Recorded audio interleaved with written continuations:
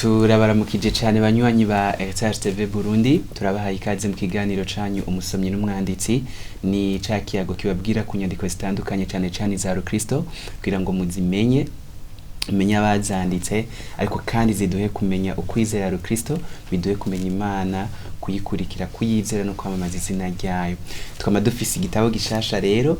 buri munsi kandi twama dufise n'umutumire mushasha tukaba ariwe dufise ngaha tugira duha ikaze kandi acana twidondora turaguha ikaze. Murakoze cyane. Nitwa Chelsea IRAKOZE ndi umukristo w'umurundikazi nahora ndi umunyeshuri kuri kaminuza y'u Burundi mu gisata c'ubutunzi mba i Bujumbura. Ego turaguha ikaze Chelsea. Murakoze cyane. Mbega tugiye kuganira igitabo citwa gute? Uyu munsi turaganira igitabo citwa One Way mu Congereza, mu Kirundi ni Inzira imwe kubera iki, canditswe n'umugabo yitwa John Fullerton MacArthur canke MacArthur mu Gifaransa, Jean MacArthur. Akaba ari afise ibintu byinshi bimuranga ndavugamwo bike. Akaba ari umwigisha w'ijambo ry'Imana ku radio mu kiganiro citwa Grace to You, kizwi cane catanguye gusamirana kuva mu 1977. Akaba ari umukozi w'Imana mu ishengero Grace Community Church riri muri Leta Zunze Ubumwe za Amerika mu gisagara canke mu gisagara ego muri leta muri California. Akaba amazeyo imyaka itari mike kuva mu 1969. Nawe ubwiwe yavutse muri ico gisagara nyene mu 1939. Ego ivyo ni bike mu bimuranga kuko ni vyinshi cyane. Ego cyane. Iyi Grace to You isanzwe inaboneka kuri internet aho hariko inyigisho ziwe n'izabandi batandukanye bakorana harimo kandi ni n'andi makosus ibyo kwita ibikoresho bitandukanye byo kwizera. Bega iki gitabo Why One Way canke ni kubera iki hari inzira imwe gusa kivuga iki nko mu ijambo rimwe ga Chelsea canke amajambo abiri? Mu majambo make iki gitabo cerekana ku ijambo y'Imana ariko kuri konyene kubw'imvo zibiri. Ubwa mbere kubera ko kiva ku Mana, iryo jambo rimwe nyene ry'Imana ari ryo Bibiliya riva ku Mana ubwayo ariyo yari humetse, ariko kandi iryo jambo ry'Imana ko ari ryo ryerekana inzira imwe y'agakiza ku bari mw'isi bose ariwe Kristo Yesu. Wow, ngira turaza gutomokerwa cane uko tubandanya tuja muri iki kiganiro cacu. Intangamara y'iki gitabo John MacArthur canke MacArthur ngo twako turabivuga avuga ati abizera Bibiliya canke abo twokwita les évangéliques ati mu misi heze vraiment hari ikintu bahuritsako cari ikintu cuko ubu Kristo ariyo nzira yonyene ija ku Mana atariko mugabo ubu biriko birahinduka cane. Bega bivuga gute ga Chelsea? Imbere bavyumvikana gute ubu biriko birahinduka gute? John agira ati mbere mu ntango vyari vyiza cane, agira ati barashira amanga bavuga yuko ijambo ry'Imana ari ryo Bibiliya ari ukuri kandi ko ariko konyene ngukwiye kwizegwa. Akagira ati biratangaje aho ubu hariho abazazanirwa bakaba batacemanga vy'ukuri ko Bibiliya ariyo yonyene yo kwizegwa, bakabona bibangikanya n'ibindi bintu abantu basigaye bizera. Agira ati ubwa mbere nta kindi kintu bafatirako kugira ngo bamenye ko ikintu ari ukuri ko ari ciza canke ari kibi, atari kubaho haziye izindi novuga nti iyindi mirongo yo kwiyumvira. Haje ibintu vy'ubwoko butatu, haje kugengwa kw'isi mu buryo butatu, abikoresha mu jambo y'Icongereza yitwa inclusivity, pluralism na tolerance, aho hasigaye hemegwa ivyumviro bitandukanye. Agira bati vy'ukuri ibi bintu muvuze biri muri Bibiliya nivyo, atariko kandi hari n'ibindi twe twiyumvira ati kandi navyo mu vyisunga kumbure musanga hari mu kundi kuri. Ego ubwo nibwo butandukanye avuga busigaye buhari mu kwemanga ko Bibiliya ari kuri konyene. Ego uratubara ibintu bitatu. Inclusivism nibaze yuko bisigura yuko oya ni ivyo bintu byo kuvuga yuko Bibiliya ariyo nzira imwe oyaye. Pluralism naho nyene ati nivyo Kristo n'ukuri mu gahari n'andi madini ari ukuri. Nibaza ko ari vyaza kubandanya avuga muri kino gitabo.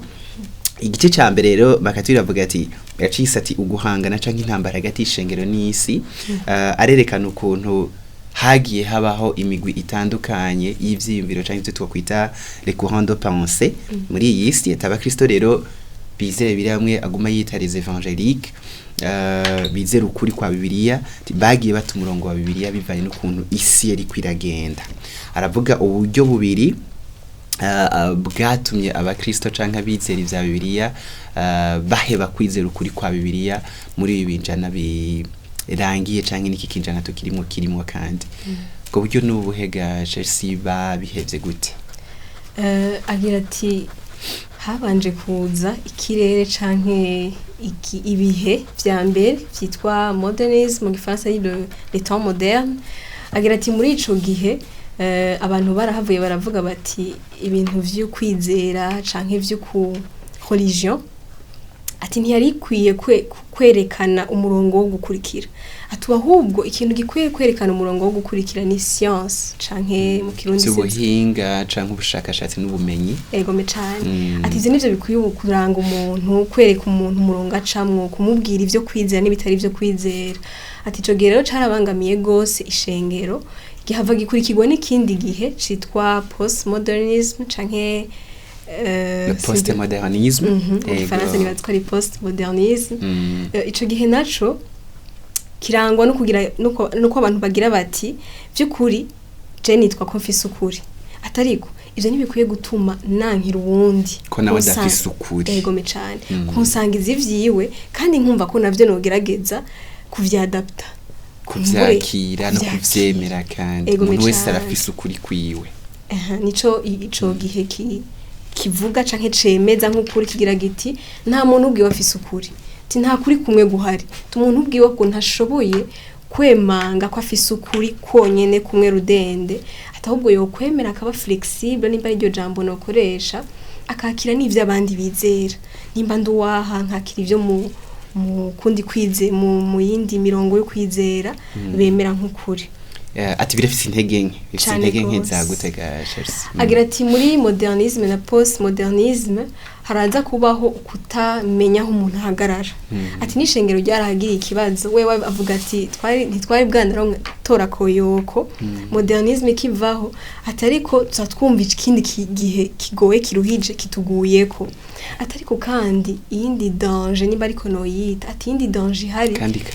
kandi kaga gahari nuko hari abanyeshengero canke abakristo gushika uyu munsi batarabona ko postmodernisme ari kindi kibazo caje gikurikira ico gihe kindi cari gihari. Agira ati rero twe twari dukwiye nimba tubimenye jewe namwebwe n'abazohava basoma iki gitabo ati nimba tubimenye twari dukwiye guca duharanira gusubira muri ca gihe cimbere mbere ya na modernisme tukagwanira ukuri kandi tukakwemanga ko ariko kuri konyene niyo jambo ry'Imana. Wow. Igice ca kabiri nyene asa n'uhera ngaho nyene yavyise ngo ni ukuri kudahinduka. Makaturi avuga ati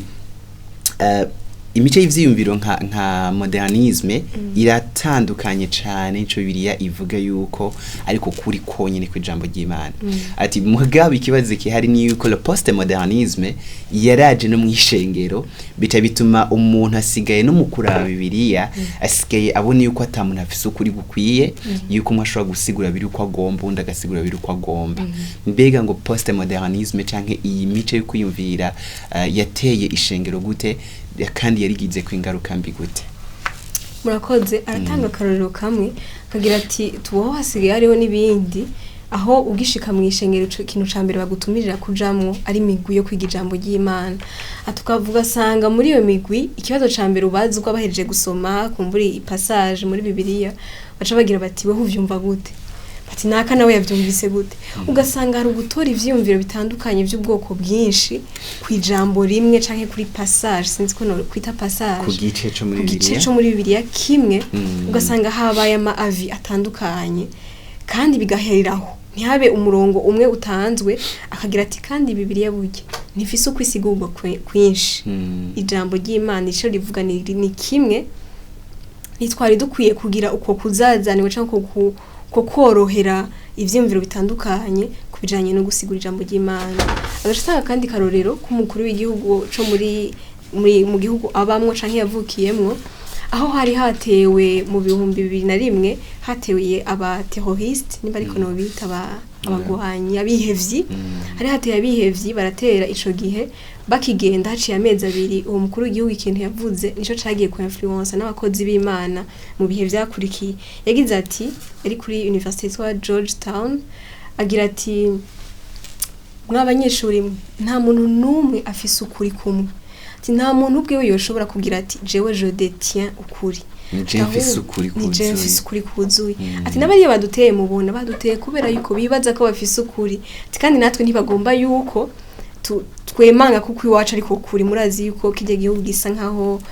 no mukurahira cemanga bibiliya ego acagira ati rero nimworohe nabajye abantu mubarire yuko kumbura ivyabo twovyakira twogerageza guhuza ibyacu n'ivyabo ati hari naho twosanga hari aho duhuriye ego nuko nishengero ariko iyo sinyigisho ya bibiliya bivuga ati sukwishira hejuru sugusuzugura abandi sino kudakunda abandi ariko birivuga ko ariko kuri konyene mu buryo bigaragara mw'ivyo ni mu gice ca gatatu avuga yuko ubukristo burakoresha ubwenge canke buri rationnel atandukanya ico ariko aravuga kuri rationnel ubwenge ati sico kimwe n'igihe muri kahise bise rationalisme aho ubwenge aribwo busigura ibintu vyose ati sico nshatse kuvuga muga kavuga ati bisigura yuko mu ijambo ry'Imana ata bintu bitasiguritse nati naho ari mu bice bigoye gusigura harimo ibintu biri rationnel ubwenge bushobora gutahura iyo wasigurikiwe neza ati ivyo bituma rero bibiliya nta bihushane birimo ati bituma rero bibiliya ariko kuri ukundi kuri kose canke ibindi bintu vyose bikwiye guca bugufi bikumviriza ubu Kristo ngo bukoresha ubwenge gute kandi buhuye n'ubwenge gute kandi butabaye gusa ubwenge gusa gasherse araza gutanga uturero tubiri kamwe no kwita contre exemple nakandi yita exemple yo kwisunga ndahera kuri contre exemple aragira ati nkuko wari ubivuze ati iyi rationalisme ndiko ndavuga simwe muri modernisme aho umuntu akoresha la raison mu kumenya ukuri atahubwo ubu turemera kwisunga mwe muyera tukamusaba kudushoboza gutahura ayo majambo nyene vy'ukuri wavuze mu cete kimwe mu isezerano rishasha ijambo ry'Imana ryemeza ko harimo ibigoye gutahura atariko kandi nk'emwe yaraza gukoresha ubwenge bwacu ati contre exemple rero hari ni y'abaneo-orthodoxe sinzi uko no kivuga mu Kirundi n'abantu bibaze yuko bariko barasubira gushiraho insiguro nshasha y'ukwizera Kristo atabo rero bo bashimangira cyane kukuvuguruzanya kw'amajambo yo muri Bibiliya ati hamwe hakavuga gutya atahandi hagacaza kuhavuguruza John MacArthur agira ati jewe sindi kumwe nabona gatoyi rationalisme mvuga rationality mvuga nuko twisunga mpemu yera ariko kandi tukicara tukiga ijambo ry'Imana ni hahandi umuntu akoresha context ijambo ry'Imana ryanditswemwo abo yari karandikira n'ibindi byinshi ibyo byose bikoreshwa mu bwenge nibaza ko ataho bavuga ngo yahishuriwe ko Paulo yandikiye abanaka bisaba ko umuntu yiga biragira ati mpemu yaradukoresha vy'ukuri ariko kandi byadusaba kwijambo ry'Imana turitahura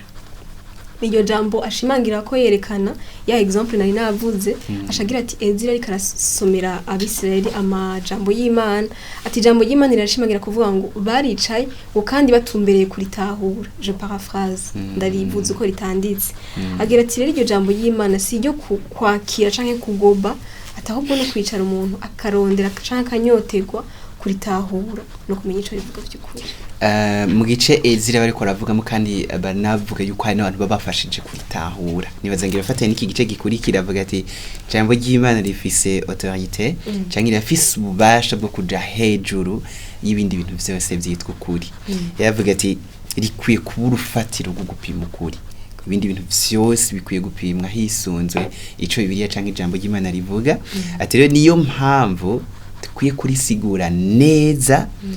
kugira tumenye neza ico Imana ishaka kuvuga ati mbwa kandi nayo mpamvu dukwiye gushira ubwoba mu kurivuga hamwe no guharanira kuvuga yuko ijambo ry'Imana ariko kuri konyene ego kwagura gato kuri kino kibazo naco ga Chelsea kuri iki kibazo arasubira kandi agashimangira kuri ka karoro yatanze ati kwizera nta hamwe kuza gutandukanira no kuri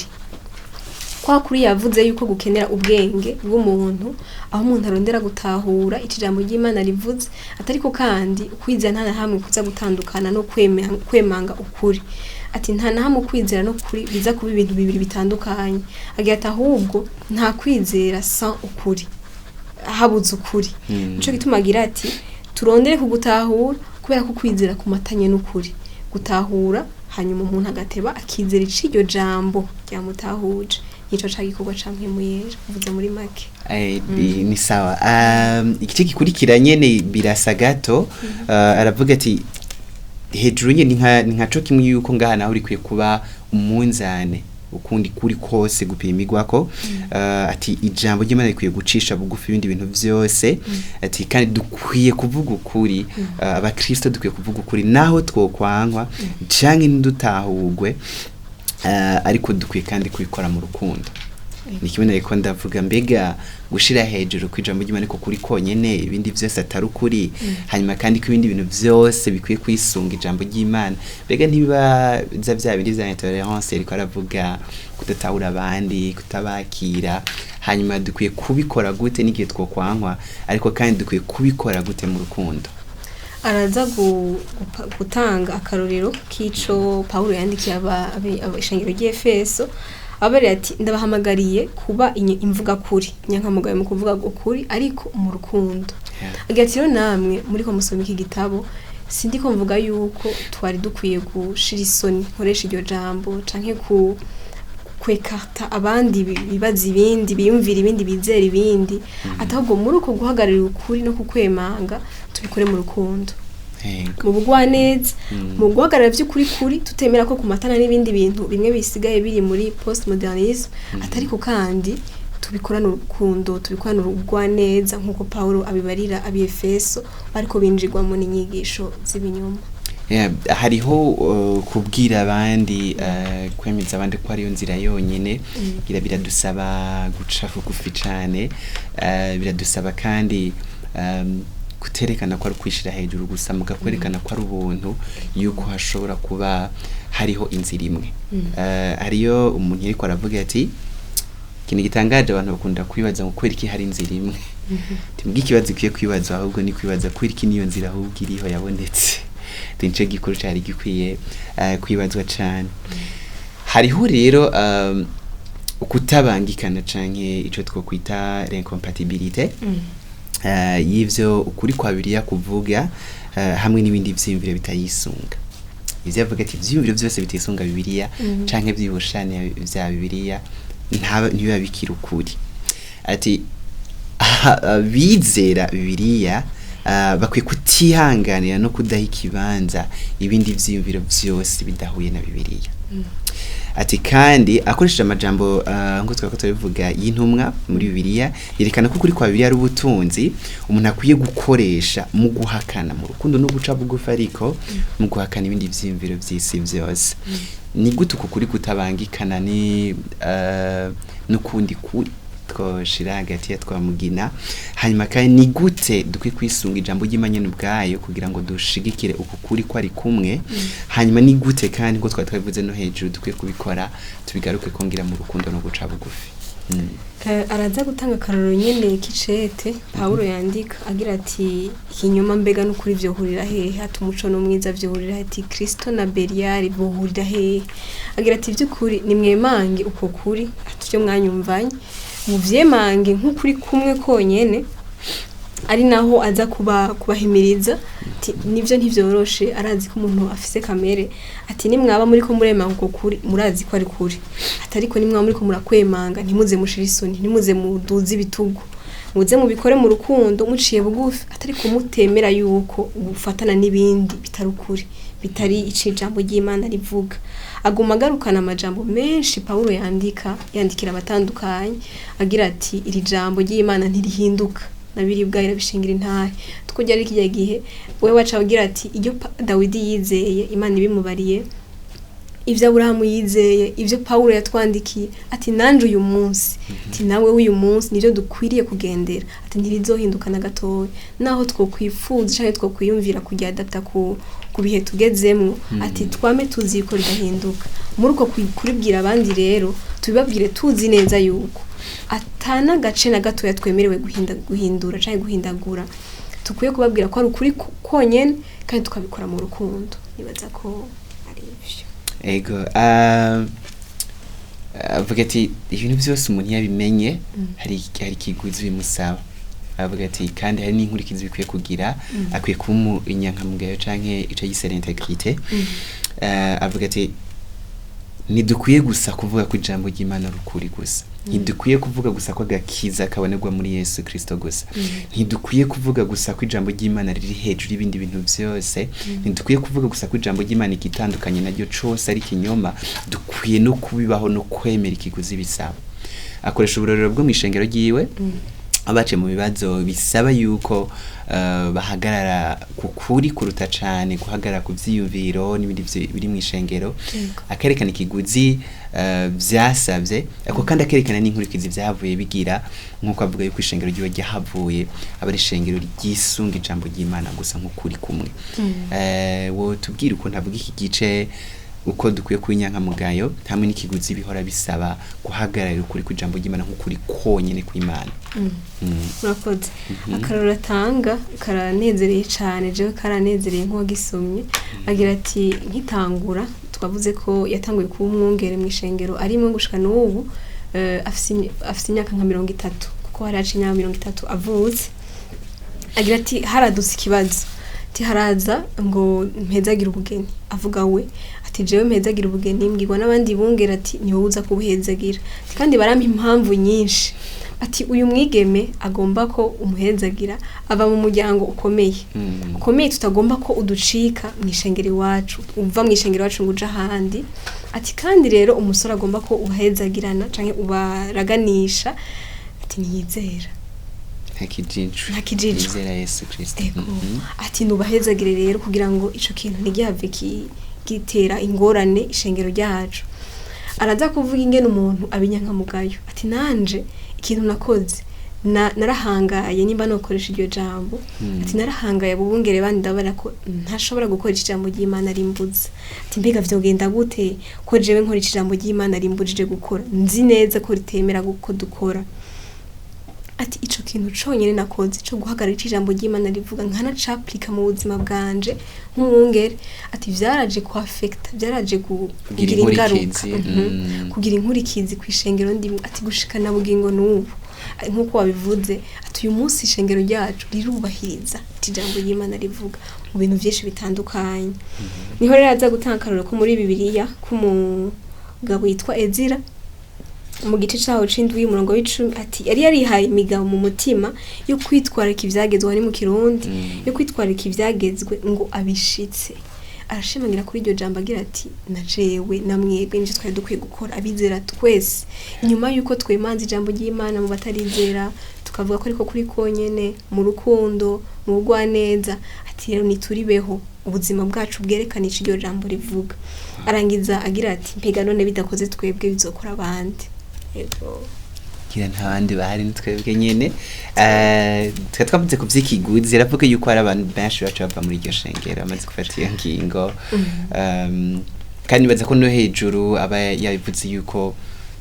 bifatanye n'ikibazo cyo gukuza amashengero kugira abantu benshi aho kuruta cyane kubaha Imana n'ijambo ryayo biga Chelsea eske ngaha mu Burundi ko tuvuga muri Etats-Unis muri Leta Zunze Ubumwe za Amerika bega bibaza dufise ibibazo yavuze vyose vya modernisme ibibazo vya postmodernisme ibibazo byo kwakira ukundi kuri kose byo kwakira yandi madini yose canke ku rundi ruhande mbega ibibazo vyuko abamaze kumenya ko ijambo ry'Imana rukuri batabikora mu guca bugufi n'urukundo mbega ibibazo wibaza yuko biriho ngaha mu gihugu iwacu jewe nibaza ko biriho ariko jewe ndabibona mu buryo bundi butari bwashitse muri iki gihugu cabo canke iyi observation yagize mu gitabo ciwe jewe mu Burundi mbona dufise modernisme na postmodernisme mu mwanya umwe mu mwanya umwe niho bigishika twe niho tugishikiye kumbure kubera ko ibihe bitagenda tubibamwo cyo kimwe na hariya ariko hari ukuntu hari imico ibiri y'abantu hari imice y'abantu bagira bati umuntu ataja avuga ikintu c'ubwenge yego cemezwa n'ubushakashatsi canke ni na science uwo muntu vy'ukuri ari nyuma y'amajambere akwiye kumviriza ahubwo no gukizwa twari dukwiye gukizwa mu bwenge nta bintu vyo kurenza urugero ivyo nivyo bihari ahagaca haba n'abandi bagira bati abakizwa canke abizera barafise ikibazo kubera ko bazi ko bafise ukuri baca bafata n'abandi erega shani mwemere ko hari abandi bantu kandi banafise twese twizera Imana imwe twese tuzoja mu ijuru ati mbere turanakora ibikorwa vyiza nkamwe ati mbega nimubona ko hari ibikorwa vyiza banaka na banaka basumba banaka rero mbona umenga hariho ibi bibiri mu mwanya umwe ariko biratandukanye na Bibiliya ego me cane biragaruka ku cambere yiko ijambo ry'Imana n'ukuri ubundi nibaze ko hari ikibazo nibaze ko tuzobikora ku kiganiro nga mu gitabo ca mbega ca John C. Lennox aho yacise mbega la science canke mbega ibi vy'ubuhinga birasigura ibintu vyose agerageza kwerekana n'umucabwenge yizi vy'ibiharuro kandi anavyigisha kuri University ya Oxford mathematician aho agerageza nko kwishura ku kibazo c'undi muntu atizera sanzwe twicane gose Richard Dawkins gitabo yanditse yacise ikinyoma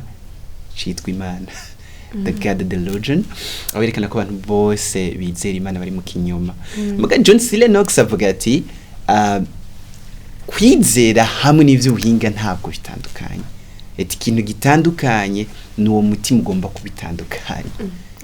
ego avuga ati mu bisanzwe la science na Bibiliya canke la science hamwe no kwizera ntabwo ari ibintu bitandukanye ahubwo birafatanye kubera yuko Bibiliya hamwe na science byose bikomoka ku Mana imwe ego mbega twa ku kintu kimwe c'ibintu nkibaze kandi uza kwishura nka wewe mbega birakorohera cyane vy'ukuri abantu bariko baraguhaririza yuko Yesu atari we nzira yonyene y'ukuri mbega Yesu yuko atari we nzira ishikana kwa data Yesu ko atari we nzira imwe agakiza wenyene n'abatamwemera mbega niki kigufasha bikugora gute hanyuma niki kigufasha ngeweza gufasha nawe ko baradukurikira ni ikibazo coroshe kandi kigoye ndishuri cambere abajuti birakugora ego cyane biragoye ariko haraho bishoboka igihora gituma bigorana bwa mbere nuko mu Burundi kubera ari homba kenshi iyo ndiko ndaganira n'abantu bafite ivyo vyiyumviro usanga Bibiliya bayizi ku mutwe bimwe twita kubimenya mu bwenge kandi rimwe na rimwe nabi kwera umenye Bibiliya indunduro mu bwenge hahandi ari boroka kankoresha iryo jambo arizi par cœur rero ugasanga arafise amajambo aguma kwishura yo muri Bibiliya nkuko umenga arafise ukuri ariko ugaje gusanga ikiza kumfasha iyo ningorane mporangira ikiza kumfasha nuko mu kukubwira ayo majambo menshi muri Bibiliya ntaza kuza ahantu ahuza yo yose ngo atange ikintu kimwe uza gusanga ibintu ariko aravuga bitandukanye kugira bishigikira ico cimviro cyo ariko aravuga nico na John avuga gira ati uri kuraraba abantu bose bigisha ijambo ry'Imana kutariko baza gufata kamwe baratoragura exactement baratoragura gatora kantu hari kugira avuga ivyerekeye abagore n'abagabo gatoragura hari kugira avuga ivyerekeye ko Yesu atari Imana ko Yesu atari umukiza gatora kugira avuga ivyerekeye ndazi ariko Bibiliya yose isabato n'ibindi byinshi akaza kuvuga ati abo bantu nibo baza kugoramika rya jambo ry'Imana abo nibo duhaye duwe guhangara twabera tuti nukuri kandi ico rivuga ni kimwe nuko Kristo ari wenzera no kwino bugingo ati kandi rero nariko ndavuga jewe nti kandi rero igihora kinyorera nico na John avuga kuza kwereka abo bantu yuko ntari karakuzana kuri kumwe Bibiliya ivuga nk'ijambo ry'Imana rero mu gihe cose wizeye akantu kamwe akandi ariko bihuje ugasanga ntibihuriye kuri kwa kuri menya kuri ihenda niyo majambo meza tuza kurangiriza ko niyo kudafata Bibiliya nk'uduce dutandukanye ariko nk'ikintu kimwe nk'inkuru imwe ivuga yuko Bibiliya ariko kuri konyene Imana irivuga mu isezerano rya kera yuko ni jewe Imana jenyene kandi nta wundi usangira icubaro, nta yindi mana ihari, mufukamire jewe, mwizere jewe gusa. Uko tubandanya muri Bibiliya ni kwerekana kandi ko hari n'umukiza umwe ariwe Yesu Kristo, kubera yuko yabaye ubuzima butunganye kandi aza gupfa urupfu rukura icaha, kandi aza kuzuka kugira ngo bamwizeye bose baronke agakiza kandi banywane na Data. Jewe nzira, ukuri n'ubugingo, ntawe ushika kwa Data ntamujanye n'amajambo Yesu yivugira. Hanyuma kandi Imana yavuga ko ijambo ry'Imana rikwiye kandi ryahumetswe nayo. Kandi no tuza kurangiriza rero, turagushimiye cyane kuko watuganije kuri kino gitabo. Ngira nawe niyo twakwikora ko ufise akanya uzosuye tuganirize. Murakoze cyane, je nibaza ko nzoza. Murakoze cyane gose. Tukaba turangirije ngaha ikiganiro cacu Umusomyi n'umwanditsi, twariko tuganira ku gitabo ca John MacArthur citwa Ni kuki hari inzira imwe. Twaganiye turi kumwe na mutumire wacu Chelsea IRAKOZE. Tukaba tubashimiye cyane ko mwadukurikiranye, tubararikira kubandanya mukurikira ibiganiro vya heritagetelevisionburundi, kandi tukaba tuzosubira mu kiganiro gikurikira nk'iki mu ndwi iza. Turabakengurukiye cyane.